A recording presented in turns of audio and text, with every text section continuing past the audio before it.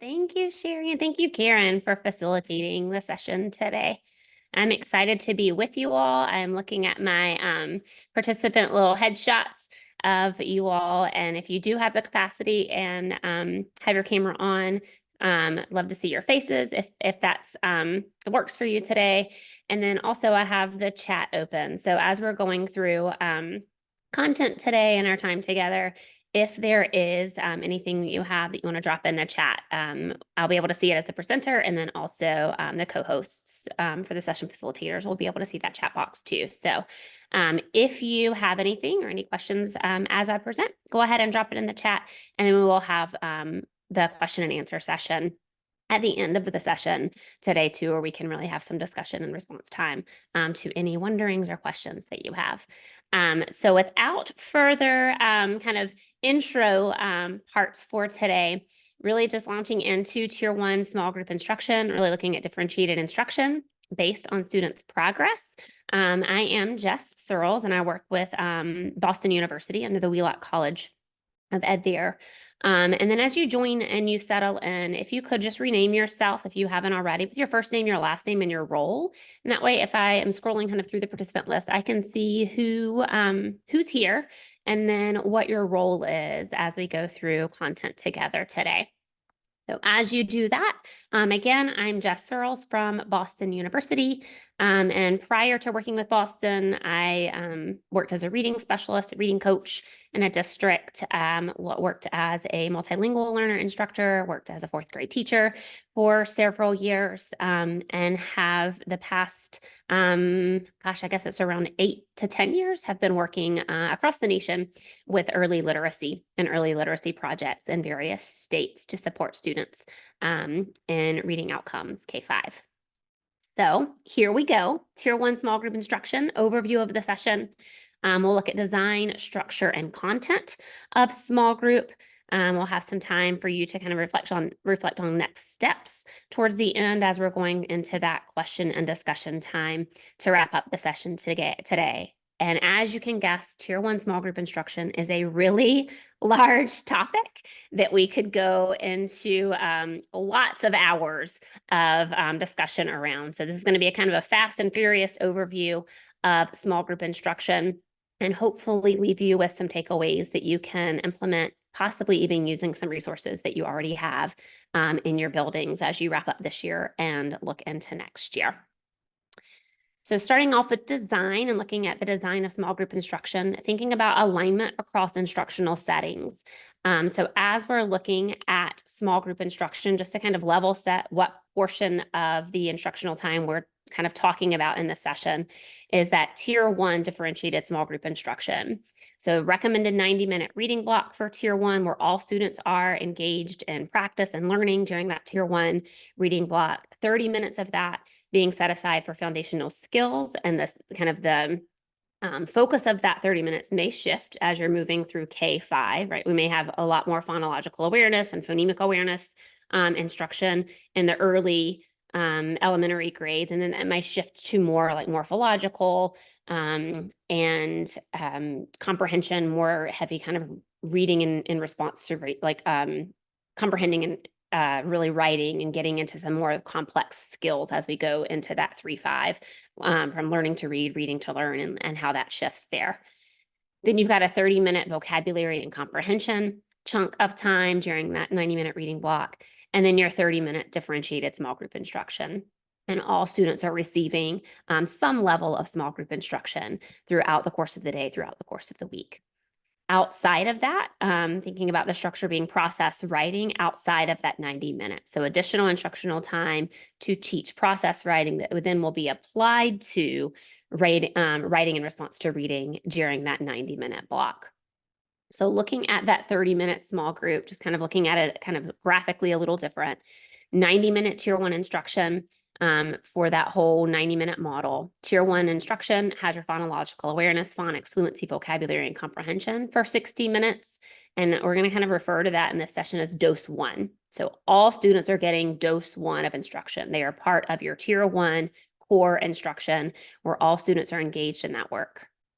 And then you have dose 2, which is that 30-minute small group. And there's on the slide here, there's 4 groups. You might have 3 groups, you might have 5 groups, depending on instructional need, but that being another dose of instruction really tailored to students' needs in those small groups. And then some of your students may need a dose 3. So looking at your dose 3 of literacy instruction, really thinking about tier 2 intervention. So looking at those students who are at risk for reading difficulties, having that additional 30 minutes of instructional time, increased explicitness in your systematic instruction, and then really looking at how do we align all of those doses. So if students are getting instruction on long A, spelled A consonant E in their tier 1, dose 1, how do we reincorporate that into their tier 1, dose 2? How could we use that in their tier 1 or tier 2, dose 3? So how are all those skills aligned across those instructional doses to give students a lot of practice opportunity and streamline their learning across those doses? One of the questions that came in, I'm going to go back really quickly to the previous slide, was writing integrated into reading. So writing integrated into reading, they will be writing in response to reading. The question was, why is writing not integrated into reading?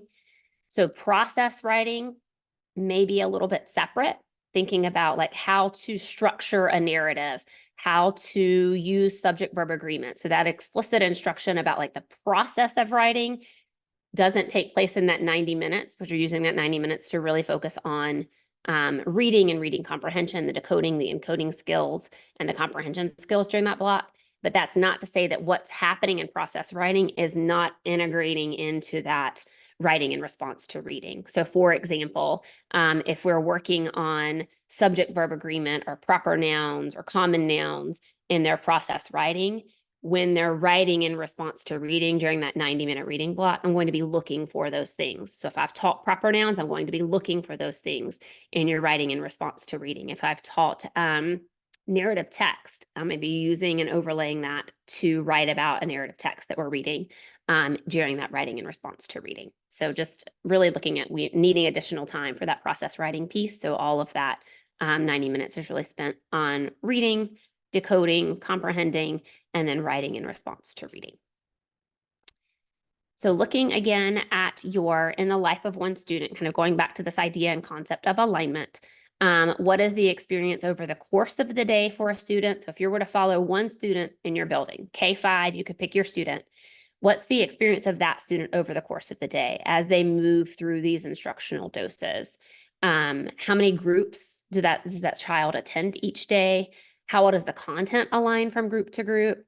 How much time is really spent in academic learning time, or how much time is spent transitioning from group to group? What are the learning outcomes expected in each of those settings? And what areas or language may be challenging or confusing as a student goes from group to group to group to group to group throughout the course of the day? In some settings, you may not have necessarily a designated tier 2 time for your 3-5, but how could we use staff and buildings strategically to provide that additional layer of support for students who need it? So thinking about regrouping structures or how we can do kind of a walk to read model. Are there some other ways to get some students their additional small group time during that tier 1 time, or kind of additional reading instructional time for those students who need that additional layer of support? So as we look across doses, thinking about procedures and routines, how many methods are we using to teach the same skill or task across settings? So one of the examples I have here is handwriting. So thinking about handwriting, and those of you that teach early literacy, that handwriting piece, there are multiple ways to form letters. Sometimes there's ball and stick, sometimes there's Danielian kind of scripting. Sometimes we have like steps and sayings where we go down a hump to make an M. But thinking about how we kind of linguistically explain handwriting, if I'm doing that differently across these instructional doses, students are essentially learning 3 different scripts for writing a letter, if they're in dose 1, dose 2, and dose 3, for 26 letters of the alphabet. So they're learning a lot of different scripting and a lot of different language, but really trying to write the same letter. So just thinking about how we can align that language and procedures across those settings. So if I'm using a script in my tier 1, dose 1, that same language is being used in other settings throughout the day. Graphic organizers that we have, thinking about main idea, detail, story elements, and sequence of events. Can we use the same graphic organizer for main idea across those instructional doses and across the years? So as students are learning main idea in kindergarten, all the graphics and things aren't changing in first grade and then changing again in second grade and then changing again in third grade. So thinking about how we can align just the visual way and the concepts that we're using for those graphic organizers. Content is another way that we can look at alignment. So thinking about materials and learning goals across settings.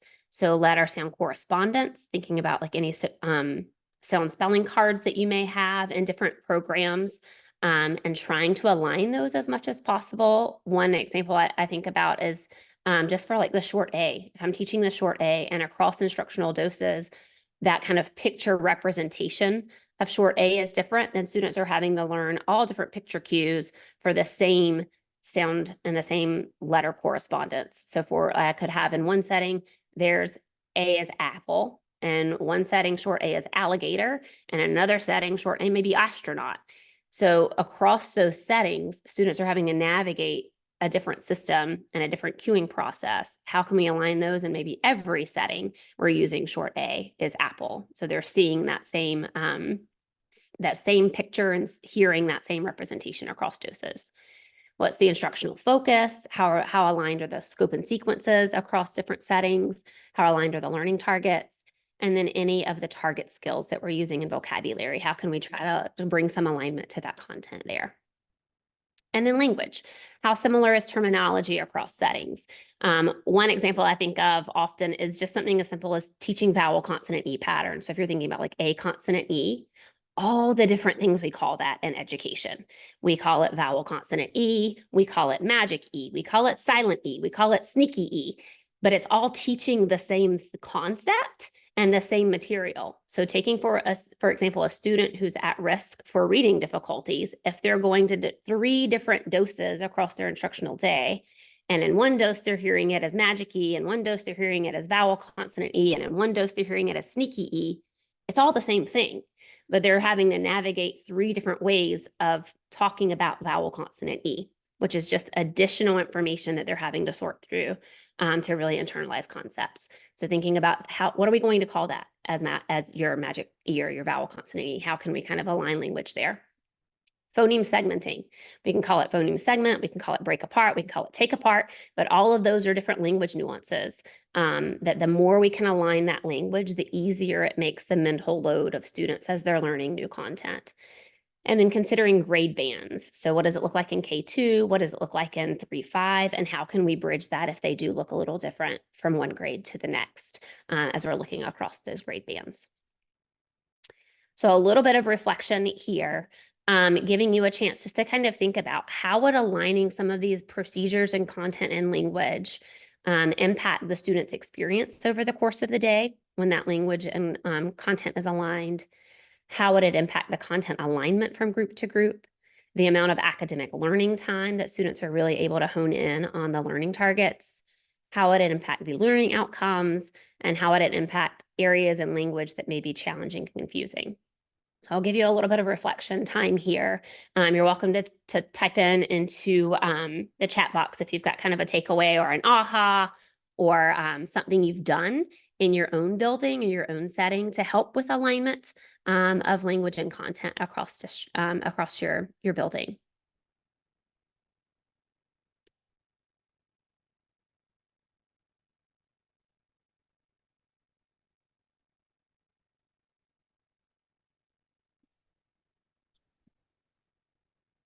All right, let's look at structure and schedules and procedures. So looking at schedules and procedures, every minute matters. So thinking about your minutes, and this is from Erica Hidalgo, thinking about your instructional time in 2-minute chunks of time. I think it brings a whole different perspective to how we view instructional time and transitions and small group work when we're thinking about the minutes that we have with students. So thinking about 2 minutes across 180 days, knowing some of your school years are shorter than that, some of yours might be a little bit longer than that, but on an average, 180 days of your school year would equal 360 minutes, which equals 6 hours. which in most cases is around an instructional day in your building. Some of you may have a little more than 6 hours. Some of you may have a little less instructional time than 6 hours a day, but about one full day over the course of the year. And there's a few ways to look at that. If we waste away 2 minutes every day, we've lost a full day of learning by the end of the year. If our class lines up for a 10-minute bathroom break every day, we use 5 instructional days going to the bathroom.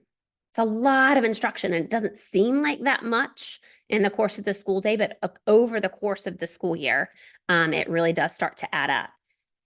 Flip that a little bit. For every 2 minutes of high-quality skills practice each day, you've dedicated a day of instruction to those concepts over the course of the year. So for every 2 minutes you spend on something, if you're doing that over the course of the school year, whether it's sounds or whether it's blending or whether it's reading and text, for every 2 minutes you do that, students over the course of the day are gaining a year of practice for that skill. So really thinking about how valuable those 2-minute chunks of time are throughout your school day and how collectively it adds up to a ton of instructional time throughout the school year. So one way we can really think about every minute mattering is getting that small group instruction kind of prepared and underway. And we really think about this as kind of on your mark, get set, go, kind of a track analogy here. And this is in your handouts on the website, and our facilitators have dropped it in the chat box. So I won't go bullet by bullet here, but looking at your on your mark, thinking about how are we going to get things set up for a small group. So how are we planning for our transitions? Where's the teacher meeting? Thinking about what students are doing for independent practice. And then that moves to your get set. So thinking about teaching and practicing procedures. So I'm not just having students do the procedure without any practice and kind of foresight into what's going to come and what's expected. And then also thinking about your independent practice. What do students do when they're done? And I used to always say, you're never done. It's just what's next. So looking at after they get finished with a task, what do they do next? And what routines can they kind of translate from small group with you into some of their independent practice? And we'll look at some examples of that in a bit. And then go. Once we have gotten everything set, we've practiced procedures, then it's time to go, starting with small manageable chunks. I may only try to do 2 small groups at first, and then that might branch into 3 and then 4 small groups. So thinking about those manageable chunks of time, having a signal to bring students back, and then really giving them that positive feedback and praise as they are engaged in their small groups, either with me or independently, if they're part of that independent practice. This is one model for small groups. There are thousands of models out there. This is one. So this is not like the one that you have to do, but it is one example. And we've been using it in schools now for a few years, and teachers seem to be very receptive to it once they kind of have their heads around it, because it minimizes all of the other things that are going on in the room during small group. So this structure here is split, thinking about that 30-minute small group chunk. 10-minute sessions. So each session is about 10 minutes with a quick transition between each one. All the students that are not with the teacher are doing the same thing. The skill may be different within their activity that they're doing, but they're doing the same thing. So instead of having 10 different centers going on independently, they're all doing the same task while the teacher is meeting with another group of students. So for example, if I have word work or a writing task and I can schedule that out over the week, we've got an example that's coming up a little bit later in the presentation, but they may be doing a sound sort one day and they may be doing some work with irregular words one day. So looking at their word work, they could all be doing the same sort activity, but the sounds they're sorting might change based on what sounds they're working on. But when I look from my teacher kind of teaching space, I can very quickly see if students are on task or not and who might need some assistance, because they're all doing the same thing in a spot that I can see them. But their skills that they're working on with that word sort might be a little different. Same for partner reading. They all are partner reading a text, but the text they're reading might differ. So as I look out at a quick glance, I see everyone either partner reading or not partner reading, and being able to give some feedback there, but the book that they're reading with their partner can change. So it's a little less planning, because all the students are doing the same thing. They just have a different text that they might be reading there. And then a lot of folks have a computer program that they have that's kind of their individualized learning platform that students can log into and get some computer time there. And then on the left-hand side, you have which group the teacher is meeting with at a given time during that session. This is, again, one example, not an end-all be-all for your small group instructional time here, but the gist of this is the teacher doesn't have to meet with each group every single day. So in this particular example, group 1 and group 2 in that pink and red color are my higher need groups. So I'm meeting with them more frequently across the course of the year, or across the course of the week. And then my yellow and green are students who are maybe able to do a little more independently. They might be my more advanced readers. They're working on some writing in response to reading tasks a little more independently. So I may not have to meet with them every single day. They can do some reading of chapters a couple of days on their own, and then we can really meet and talk about those chapters, have some more engaged discussion, deeper comprehension tasks when they meet with the teacher. Content here is the next piece we'll go into, looking at instructional focus and delivery. There's a question that came in about assessments to help with a group, and hopefully this section here will help with that a little bit. How do we determine that content? So looking at your teacher-led practice, that far right-hand column that we had on that small group model, who the teacher is meeting with during each of those rotations. Looking at, in this particular example, I'm meeting with group 2 in the first 10 minutes, I'm meeting with group 1 in the second 10 minutes, and I'm meeting with group 3 in the third 10 minutes. For the purpose of this kind of example, we're going to focus on my session 2 group, my group who is in that second rotation with the teacher. So just kind of pulling apart how that group would be planned for that session 2 group 1 time. So thinking about each group, small group content, one model, and I know quite a few of you that if you've been involved with any work in Pattern before have likely heard or encountered the simple view of reading, really looking at Goff's and Turner's work around decoding times language comprehension. So thinking about both of these buckets when thinking through small group design. Decoding, students who need additional practice with transforming print into spoken language. So you've got that bucket, and then also filling the language comprehension bucket, the ability to understand spoken language. So oral language comprehension, vocabulary as part of that language comprehension bucket. And really it takes both of those things to equal reading comprehension, where students can read and comprehend text independently. You've got to have both of those things both of those buckets have to be full and be filling in the process of being filled to get to that reading comprehension. From there, this is Scarborough's reading rope, and it just kind of breaks those pieces down a little bit more. So you have language comprehension at the top. So you may be focusing in small group on something with background knowledge, vocabulary development, language structures, verbal reasoning. With your word recognition, there might be some phonological awareness work, some decoding or spelling work with encoding, some sight recognition. And as you're going through both the school year and kind of your spectrum K-5, it's becoming increasingly strategic and increasingly automatic as students are becoming skilled readers. And the kind of the degree where you focus on which piece of this rope depends on your data, but it also will likely shift from K2 into 3-5, right? Our K2 years typically focus a little more on their word recognition with decoding, still building that language comprehension. And you may see some of that decoding, the skills get more complex as they go into 3-5 and you get into morphology and Greek and Latin roots. You might not be working on the sound for short A anymore, or looking at breaking words apart for the most part in 3-5. But those decoding skills have shifted a little bit as to what you're working on there. And then at the bottom, you've got reading as a multifaceted skill, gradually required over years of instruction and practice. This doesn't just happen in 1 year. It really is that continuous build. K-5 and even beyond 5, students are still building these skills as they move through 6-12 as well. So looking at making meaning of data and how we can kind of start looking at those instructional buckets of your language comprehension and your decoding skills. A few things, different assessments you could use. Universal screening is going to help you determine which students are at risk. So which students may need that kind of additional dose, that dose 3 of instruction, whether it's technically tier 2 or an additional dose of instruction that's not technically maybe a tier 2, especially in that 3-5 setting.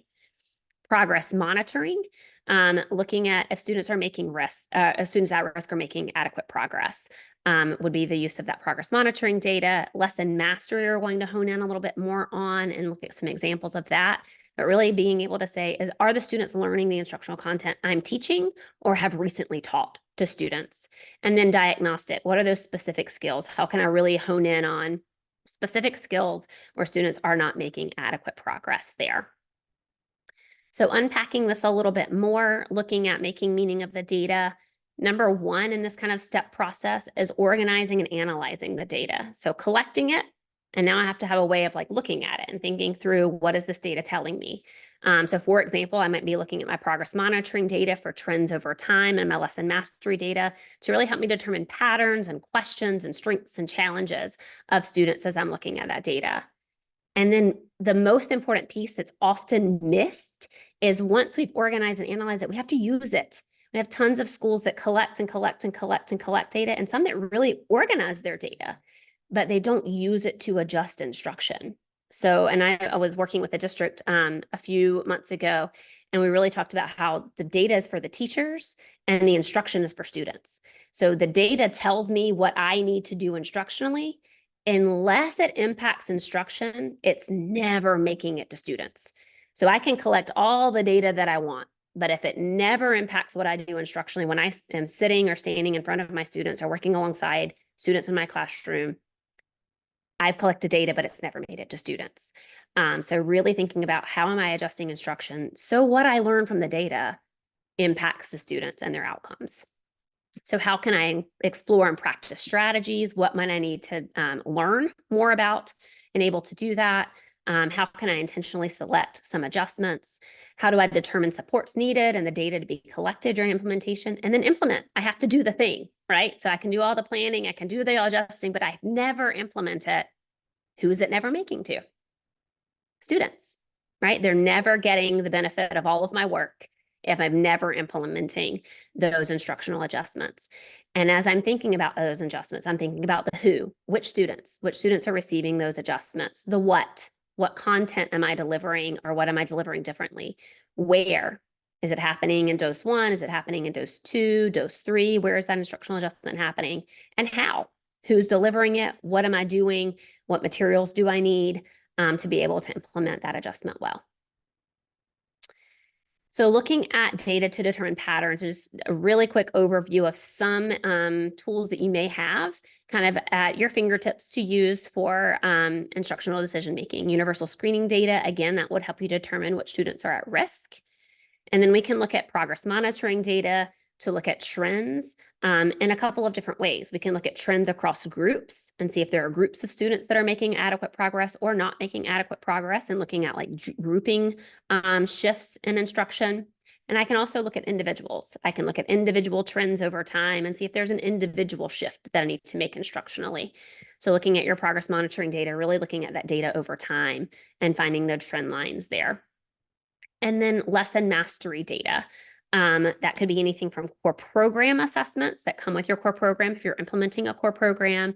It could be any dictation practice that students are doing. So I can look at their dictation, their handwriting of their words that contain the sound spelling patterns or the skills we're working on and seeing, are they mastering those skills? Would be a way that I could collect that lesson mastery data. Accuracy and fluency logs is a log to really look at our students reading with accuracy, 95% or higher, or are students reading with fluency? Are they reading 3 seconds or less? Most CBM measures, curriculum-based measures, have a 3-second hesitation rule. So are students reading words on the page with 3 seconds or less? So looking at accuracy and fluency. And then I can also take error logs. So looking at where are students making errors on sounds, where are they making blending errors, where are they making word reading errors, and being able to collect that data on an error log. And we'll look at an example of that on the next slide here. So looking here, the lesson mastery sample set, we're going to kind of walk through my group 1 planning process here. So on the left-hand side of the screen, you see kind of an error log, what we call as a goodbye board that we've seen quite a few teachers using in schools after we work with them on small group instruction. And really the goodbye board is just teacher writes if students miss a word, they miss a sound spelling, or they miss a word that they're reading that's a regular word, teacher writes it up on a dry erase board, large board for the whole class, or small group board if they're in a small whiteboard if they're in a small group. And it becomes kind of this running record of sorts, this kind of running stream of thought of errors that students are making throughout the lesson. So I have my irregular words, and I don't know if you'll be able to see it. I'm gonna have to turn off my blur background for a minute. But for this particular one, I have my goodbye board, and I can just really quickly go through if students are making errors. Great way to do this is, oh, let's read this word together. I could do it at the beginning of my lesson or the end of my lesson. Everyone, what word? Though. Yeah, though. If they get it right, I can put a star by it and go to the next one. Everyone, oh, here's a sound that was tricky earlier. What sound? Oi. Yep. If they get it, I can put a star by it. And then we can go through regular words. If they miss it, I wouldn't put a star there. And then we would practice it again at the beginning of the next day's lesson, or practice it again at the end of the lesson. Once they get 4 stars, we get to tell it goodbye. So they've read though. They read it correctly at the beginning of the lesson, the end of the lesson, the beginning of the next day, the end of the next day. And we can say, oh, everyone, let's tell though goodbye, everyone. Goodbye. And then I have a space for another word. So really quick and useful error log, right? I'm logging errors as students are making them and then providing that additional practice. I've changed my instruction because students are getting more practice with the data I've collected. So there's that instructional adjustment piece, the data, instruction, making it to students. Lesson mastery data here. I've de-identified it. So you have students A, B, C, D, E, F, G, H, and I, J, looking at accuracy and fluency. And at a really quick glance on this particular log, I can see accuracy is not there. So students for a lot of the days in this particular lesson are making more than one error in 2 lines of text. So they're not at that 95% accuracy rate. And then also looking at their fluency, quite a few of them aren't reaching that 3 seconds or less for fluency. Automatically, if students aren't accurate, they're automatically not fluent, right? I can't read the incorrect words on the page and still be fluent. So if they're not accurate, they're automatically not fluent. And then also on this log is absences. Those A's show me that students weren't there that day. So I'm able to have also an accuracy log or an absent log. So just at a quick glance, I can say, well, were students there for this dose of instruction? Because we do know that that impacts things as well if students aren't there for the instructional dose. Jess, there's a request for the accuracy and fluency log. I'd be happy to upload that if you're giving permission for us to do that. Yeah, we can do that. You can upload that. Thank you. Yeah, absolutely. So for this particular group, we have though and oi, and then lots of words with oi. Students aren't accurate and students aren't fluent. So when we think about making meaning of that data, looking at their lesson mastery data from my error log, that goodbye board, and I'm looking at my my accuracy and fluency log, what are the patterns I have? I have students who are missing the oi sound. Some words are multisyllabic that they're missing. So those longer, trickier words are also kind of tricking them up a little bit when they get to where they're decoding those. How frequently, a question I would have, how frequent are students absent? And what are the trends around absences from this dose of instruction? How much time are students spending reading a decodable text each day? I can't expect them to become accurate and fluent if I'm not giving them adequate time to practice those skills. So that would be another question I would have is how much time are they getting to actually apply those skills in text? A strength that I've noticed is that students aren't missing a large number of irregular words or sounds. They only had one sound that they were having a hard time with that OI sound spelling. And then a challenge or a couple of challenges here. Students aren't accurate and fluent in connected text. That's a challenge. And students who are accurate some days, but they're still not getting to that fluency piece. So what can I do, or what does that tell me about my instruction to be able to support them in that fluency part there? So then how can I determine group 1's content area? Sound spelling review, we'll review it really quickly, really fast, that oi sound spelling, and then really quickly get into blending words with that oi sound spelling, because that's where they were really missing those regular words, were a lot with that oi pattern and that multisyllabic word reading. And then decodable text. I'm going to build their skills to those regular words and then give them time to read, to practice that accuracy and fluency piece there. So session 2 for them is that pink, that's their teacher-led. We'll do some sound spelling review really quickly. We'll practice some words and phrases that are aligned to their text, and then allow them some time to read that text to really build accuracy and fluency in the text. So building simple to complex. I'm starting with the sounds because they had that oi that we still need a little bit of practice with. We're going to then read some words that have that oi sound spelling in them that come from their text. So it's all aligned to that core program material. In session 1, they can work on a word work or writing task with some sound spellings that they've been working on or learning. I might have them do a writing in response to reading. They may work on capital letters and punctuation as they're doing their graphic organizer for writing in response to reading to tie in some of those process writing pieces. And then in session 3, which is not teacher-led, they can partner read for rereading fluency practice. So passages they've read with me before, I know they can read them with accuracy. They can practice with a partner to build that fluency piece because they're not fluent yet. They haven't had enough practice with that accuracy and fluency. Give them a passage they're accurate with so they can work to build that fluency. And that can be done on the computer with the partner so they all have access to the text, or it could be done in a hard copy of the text. So this profile example for this particular one, you can kind of sub out anything here, but students have not mastered sounds for this particular video. We're getting ready to watch a spoon, but it could be boy, it could be your oi card, could sub in anything, whatever card there that they haven't mastered yet for their sound spelling, if you're looking at sound spelling cards for your core program. For this particular profile example, students aren't accurate on their or fluent on their accuracy and fluency log. And based on the core program assessment, students need more practice with interpreting illustrations and diagrams in a text. So we're going to watch here a video of what you might do. This is, again, it's not this has to be your small group plan. This is an example of it. This was the data we were seeing happen, and this was what the trends were for this particular small group. This might be some of the instruction that I would deliver to that particular small group. And then we'll see an actual small group being delivered using a plan very similar to this with students in a classroom. So you can see kind of how that would play out in a real life small group with a teacher. So here we go. I'll go ahead and play this video. And it's just looking at sounds, more practice with reading in your decodable text to really build those skills there. All right, so for this group, we're going to practice the spoon card, particularly the sounds with a really solid focus. For this group, they're having a difficult time with UI, UE, OO, and OU. So the words that we're going to incorporate into the lesson are going to really focus on those sounds, those 4 sounds off of the spoon card.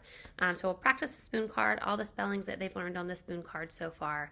I have words and sounds added to the goodbye board that we can practice to review for this particular small group. And then I'm going to provide some connected text practice, really focusing on decodable texts where they're focusing on that UI, UE, OO, and UE. I also have text that they've read before with accuracy and fluency.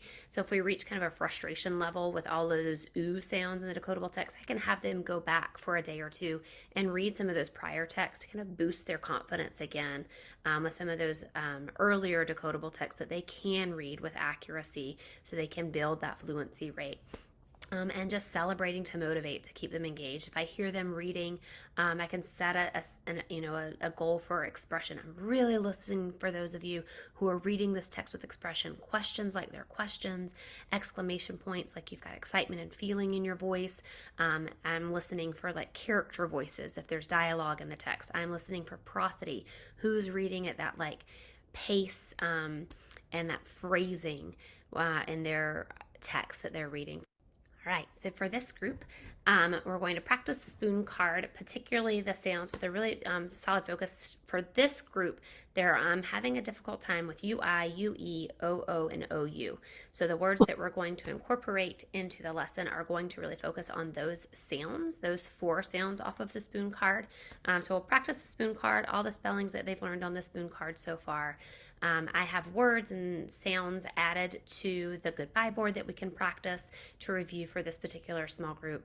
And then I'm going to provide some connected text practice, really focusing on decodable texts where they're focusing on that UI, UE, OO, and UE. I also have texts that they've read before with accuracy and fluency. So if we reach kind of a frustration level with all of those ooh sounds in the decodable text, I can have them go back for a day or two and read some of those prior texts to kind of boost their confidence again with some of those earlier decodable texts that they can read with accuracy so they can build that fluency rate.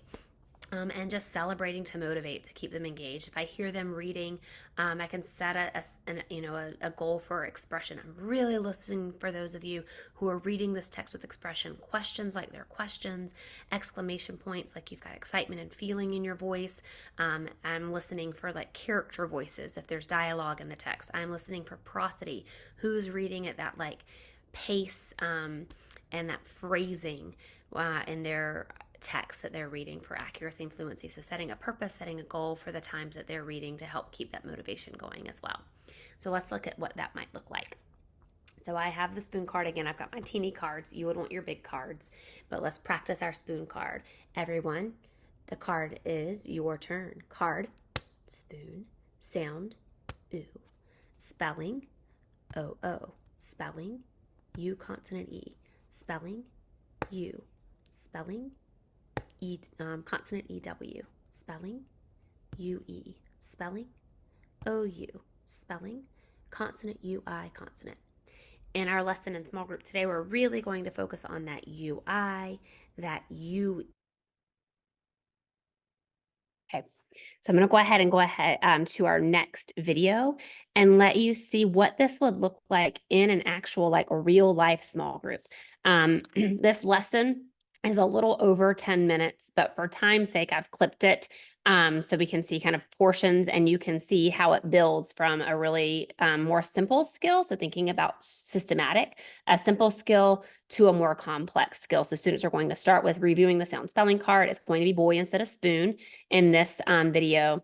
And then how they build that into their connected text and how everything's kind of prepping them up for that building and reading and connected text as they work. And there'll be a little section divider. So you'll be able to see when they're moving from sounds to words, when they're moving from words to phrases. So I'll just play it. It's a group of 5 students that are all working with the core program materials in their tier 1 small group, which is kind of that dose 2. And very similar data to that data set. They were having a really hard time with words, reading at the word level. We're not accurate and we're not fluent in the decodable text. So as their small group instructional time, their focus was decoding words with their sound spelling. It's going to be boy, that oi sound. And then how do we get them more accurate and fluent in the text? So as we're watching the video for this, just kind of thinking through what is that skill build? What language do you hear? How many opportunities students are getting to respond in a pretty short amount of time? And then what do you notice as they get into that fluency reading piece about their prosody and their rate as they've gotten more time to practice those skills? So here you go. I'll go ahead and play the video for you.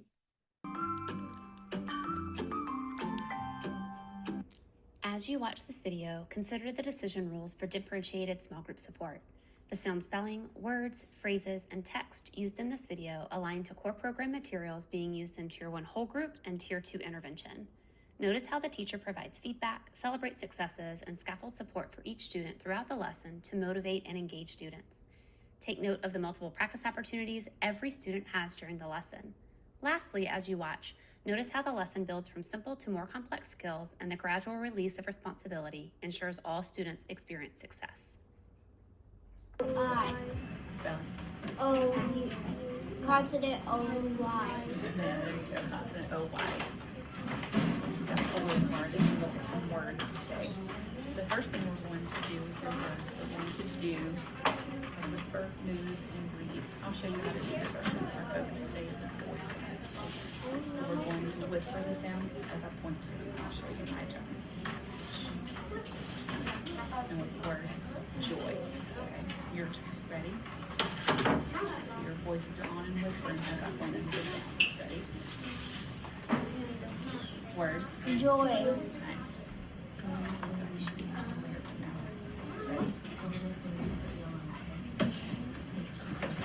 Word. Noise.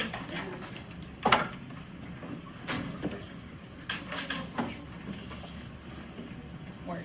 soil, No whispering sounds, okay? Whisper. Word. boy, Whisper. the option is Word. soil, Whisper. Word. toys, Nice job. I'm going to give you your word maps. They have the same words on them. And that's what you're going to do. You're going to point under each letter that makes a sound. Right, with 2 fingers. You're going to whisper. I'm going to be leaning in and listening as you are whispering and reading these words.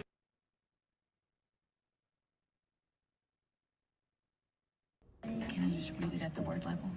Can you read this word to me? soil, boy, noise, oil, soil, There you go. toys, joy, Yeah, go back. soil, Yes.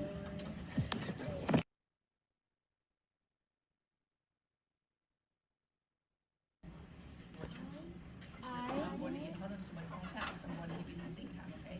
Your turn. Phrase. Read the whole phrase. Ready? My turn. Phrase. I spoiled him. Your turn. Phrase. I spoil him. Yep. So I'll take it to the back. We'll go back to that one.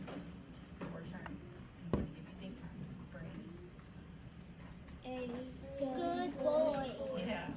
Then yes, you got it right. Ready? Phrase. One of those ones. Digs, Wait for my tap. Ready? Phrase. digs up soil Yes. That one. Forget it. Phrase. with, Wait for my tap. I'm giving you time to think. Phrase. with joy. Yeah. Your turn. Phrase. I am toys. Ready? This one.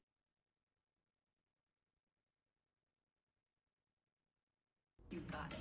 So we're getting ready to look at a text.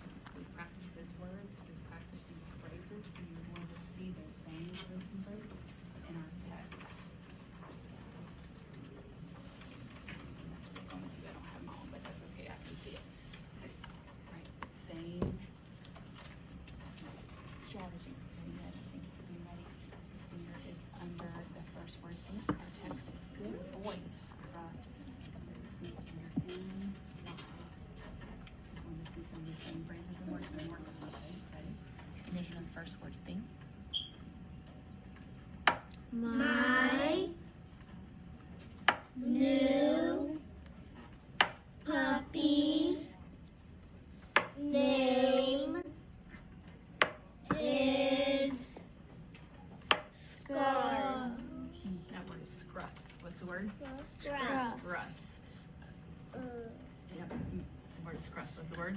Scruffs. Let's go back to the beginning of that sentence and get it this time. Ready? Going back to that beginning of that sentence. Let's get that word this time. Ready? My Yep. Let me pause you real quick. That one we're starting to drag just a little. Just cut it off a little bit. Say my. Just a regular talking voice. Okay? Just my. Ready? You do it. Yeah, not speedy, quick. Just regular. Ready? Fingers under N-E-W. my It's okay. Right here. puppy's name is Scruff. There you go. My new puppy's name is Scruffs. Fingers are the first word of the sentence. Think. I buy him toys all the time. I buy him toys all the time.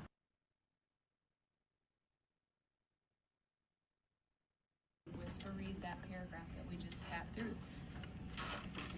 I'm going to listen. I'm going to read that paragraph. You just whisper read. I'm leaning in to listen. If you get finished, go back to the top and read it again.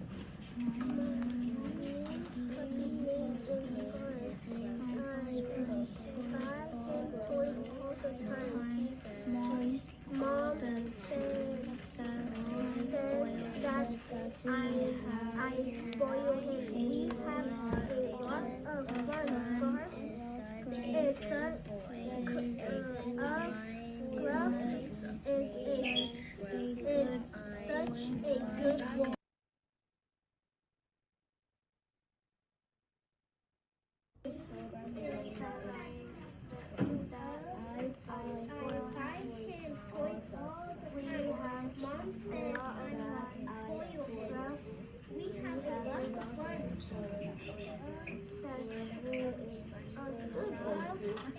Such a good boy.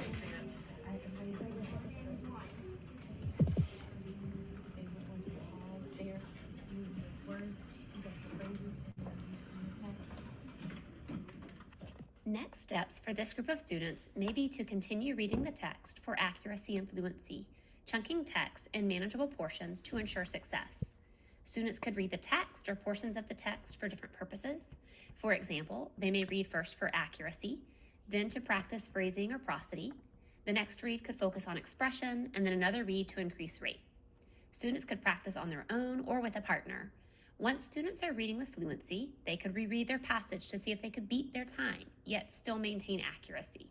As students practice, the teacher continues to provide feedback, and the group continues to celebrate their progress and success. Right, so we'll pause there. Looking at small group video, and the part I love, like just in that, so was the part that we saw was about 8 minutes. The whole lesson was a little more than 10 minutes.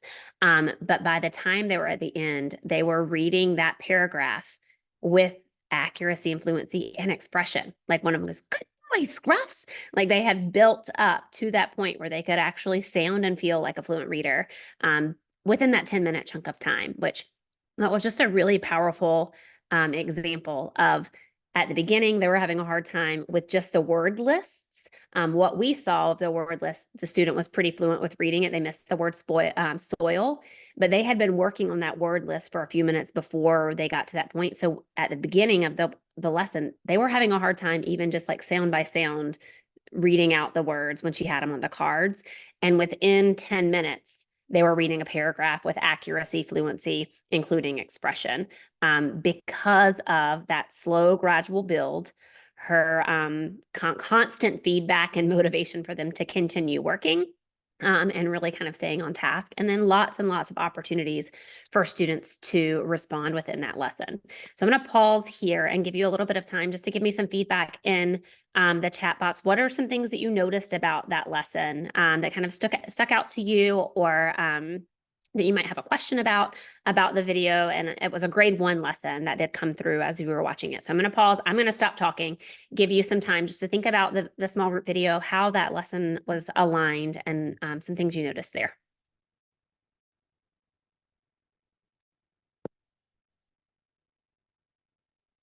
And I'll share out as things are coming in too. I know not all of you can see responses. Jess, we did have a question too.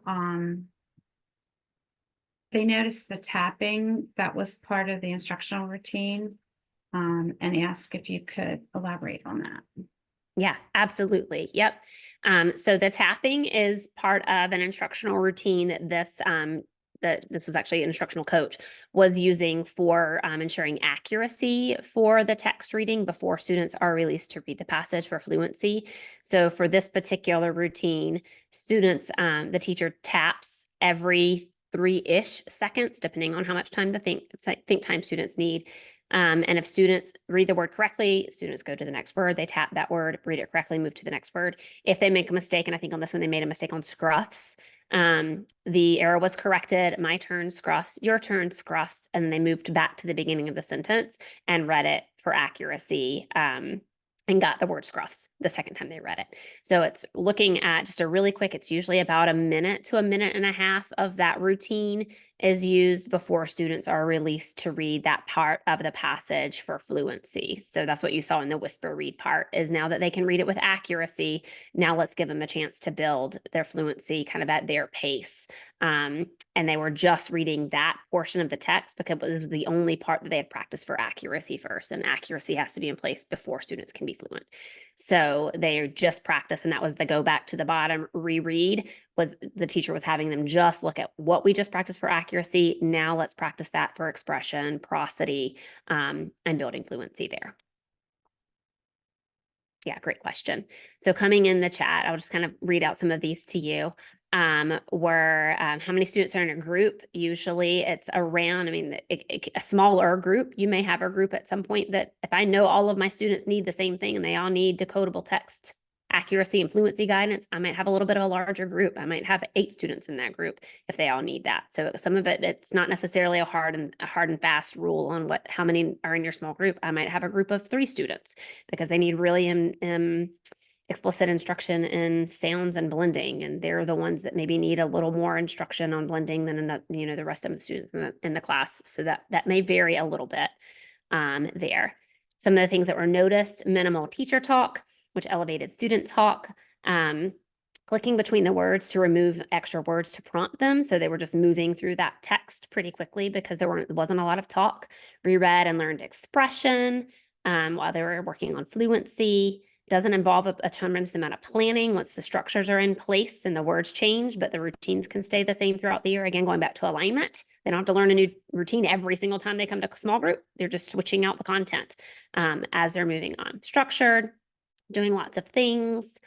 On the goodbye board question, do you erase individual parts or all students get them? So I think I'm understanding that correctly. Erasing just the part where they've gotten the 4 stars, and they're continuing to practice the other part on that goodbye board. Looking at materials prepped and readily available, maximizing that instructional time, multiple opportunities to practice skills. Does anybody have any guesses how many opportunities to practice students got in that 8-ish minutes? I don't know. I have a random guess, but I don't know how many it was. I'm going to guess probably well over 100, just by that fluency passage alone. When they read my dog Scruffs, they practiced those into words over and over and over and over again, which is all a different practice opportunity. So just in that part, we're probably over 100 practice opportunities there. Word, phrase, and sentence into fluency. They could write. There's a question about writing on other days. Absolutely. Students could practice writing in other days in that lesson, doing some encoding work of those skills or dictated sentences for sure. How often do you move students around in groups? As often as needed. Their group doesn't have to stay the same over the course of the week, over the course of the month, over the course of the year. They're very flexible. Some students that we work with are involved in multiple groups. So I may have a student who needs to work on sounds and word reading, and they also need to work on fluency. And I have a sounds and word group, so they attend that group and they attend the fluency group too. So some of the students can attend more than one group if they need some additional practice there. Another question about the goodbye board. Do you have a board for each of your groups? You absolutely can have a small group board. When I taught, I had just the little small group boards and a tote that I would have for each group. So I had like their instructional materials for their decodable text in folders for them. I might be a little bit OCD when it comes to organizing things. So each student had like their own folder with their own materials. And then in that, I had the sound spelling card that I needed that we were working on, and then their kind of group goodbye board. I was a tier 2 instructor, so I had goodbye boards for a whole lot of groups, but you could do it for small groups too. You could have it kind of in your own tote and materials organization there. And then for the whisper reading part, you may have noticed that students they were reading kind of at their own rate. They weren't doing any choral reading. So the teacher read the sentence aloud at the end of that like tapping piece. She read each sentence to model what it would sound like fluently. And then when students were released for fluency practice, they read at their own rate to build their own fluency at their own kind of pace and flow during that part.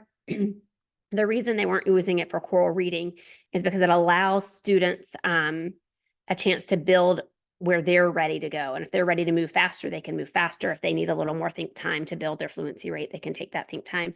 Choral reading has a spot in instruction for like modeling fluent reading with expression. So I could say like, oh, listen, that has an exclamation point. Good boy, Scruffs. Did you hear my voice kind of moved as I read that sentence? You try it with me. Ready? Let's all read that sentence together with expression. Here we go. Good boy, Scruffs. So I could use some choral reading to like help them learn a skill. But when it comes to them building fluency, they're kind of released to their own rate with my feedback to be able to build kind of as they're ready. to move faster. And a lot of times core reading either moves students too quickly or it doesn't move them quick enough. So giving them all practice kind of at their own level. I'm sorry, I'm looking at chat box again. Lesson templates came in. There's a question about a lesson template. I will look one and see. I do have one and I can add it to session materials after the session. I'll have to do some Dropbox digging and I'm not going to make you sit here and deal with that while I do that, but I can add it to the session materials after the session. And then there was a question also about the core program cards. These specific ones were from Benchmark Advance with the like toy card, the one that I had in the video, but lots of core programs have their own set of sound spelling cards. These specific ones were the Benchmark Advance ones. I did not make those. I can't take credit for those. But a lot of core programs will have sound spelling cards there. All right, I've got some questions coming through about independent practice. So I do want to kind of come to these pieces too before we have an official kind of Q&A at the end. I'm not going to go through every single one of these. You've got them in the handouts from the session, but really thinking about consistent practice opportunities aligning with that tier 1 instruction. So again, this kind of middle box piece, word work could be part of that. Writing tasks could be integrated there, computers and that partner rereading piece. So with partner rereading, just a call out here to like practice it before releasing students to do it with feedback. So having them all together, have them partner up as a whole group, teach them that procedure as a whole group. So when they're kind of released to do that in independent work, there's a structure in place and a procedure and they know what's expected for their partner rereading. So just thinking about planning the environment, thinking about materials and how they're going to get materials with not a lot of transition time, how that's all ready for them. Teach it, practice it, provide feedback as a whole group, then roll it out and kind of into that small group instructional time. Word work and writing tasks, this is an example, again, not an end all be all. There's lots of examples that you could use here for word work, but this is one example. Mondays could be used for irregular words. Tuesday could be used for sound review. Wednesday could be for regular words. Thursday could be for partner practice. And then Friday, or like a words search kind of thing in their text. If they've got their decodable text, not like a word search that you're like crossword puzzle, but they're finding words in the text and sorting them into writing. That comes back to that writing practice. And can we get them writing? Finding words in the text that match their sound spellings, and then they sort them out and write them to get some encoding practice as an independent activity, and then writing in response to reading on Fridays. So this is one example of kind of that Thursday work with their word categories. If they're reading a long A decodable text, they're finding those words and writing them out. Not just highlighting or circling in the text. That doesn't really do anything for their like orthographic mapping.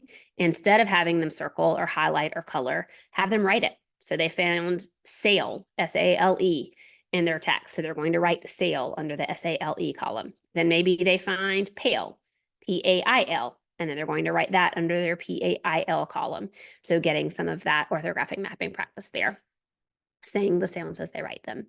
For upper grades and even first grade and second grade, because some core programs teach this pretty early on, looking for word parts in the text that they're reading. So finding words with full, finding words with re, finding words with the root rupt or the root gram or graph. And then even being able to talk about what does that mean? Well, it has the word part re. If it's replace, what does that mean? If it has gram, it's telegram. Tele, cross, far away. Gram, it's a message sent from far away. So thinking about that way. Core program activities. There are lots of core programs that have activities students can do in their small group time independently. These are just some examples. There's some there's some fourth grade examples, some first grade examples, some kindergarten examples, but often core programs will come with kind of these graphic organizers or ways to kind of think about what text they're reading as a group. Those are great independent writing activities that students can do. Model it first so students know what to expect, right? So I can model it whole group, get you used to doing that activity whole group before I release you on your own to do it. If I just say, here's your workbook, go do your reading and writing workbook, not going to work out so well. So how can I model it first, give a really good procedure for that as a whole group, and then we can move that into small group independent practice. So practice, and then have them move it into that small group independent time. So a few examples there of those things. Here's another one of a written retell. Again, a little bit scaffolded, less scaffolded the more you move across. One is very scaffolded with a graphic organizer where you're writing information for that written retell. The one in the middle, I give you sentence starters, but it's not as like graphically organized with the pictures and the graphic there.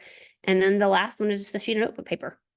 Go write a narrative text retell, right? There's not any sentence starters. So across my groups, if I'm working on a written retell on Friday, my task is the same. The written retell in session 3 is the same. They're all doing a written retell.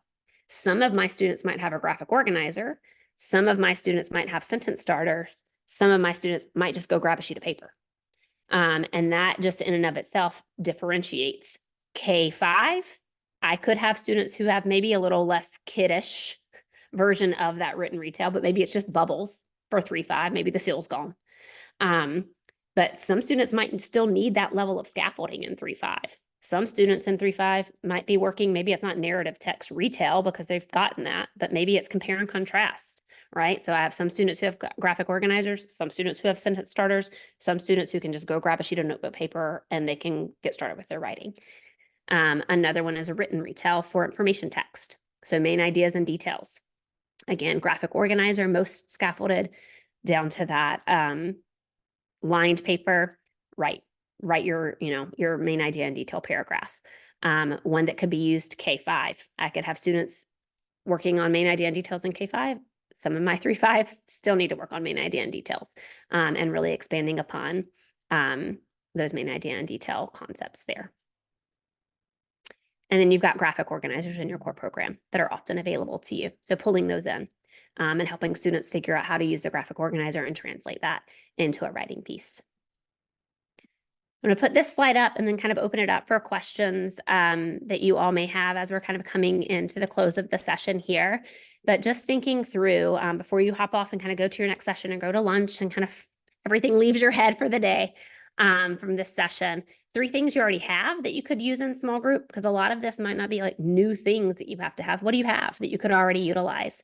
2 takeaways from today that you could plan to implement, and then 1 action you'll complete either as you're closing out this school year or starting next year. So as we're kind of opening up for questions and discussion, giving you some time to do some reflection within that. And if you hear ideas from other people, write them down, capture those so you have them. You've got a lot of new learning going on between yesterday and today and the next day. So getting your kind of thoughts here for this session before we close out today.